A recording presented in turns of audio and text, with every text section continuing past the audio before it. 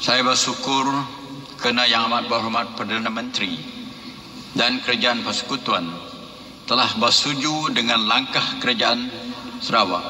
untuk melantik Petros sebagai gas aggregator tunggal di Sarawak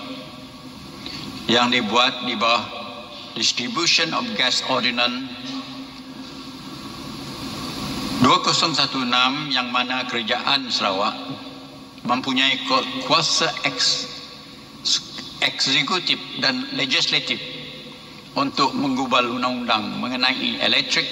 dan pengedaran gas. Ini adalah selaras dengan rekomendasi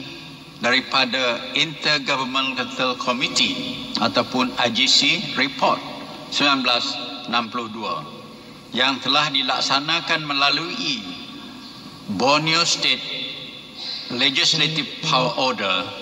1963 yang dibuat oleh Yang di-Pertuan Agong menurut artikel 95C Perlembagaan Persekutuan.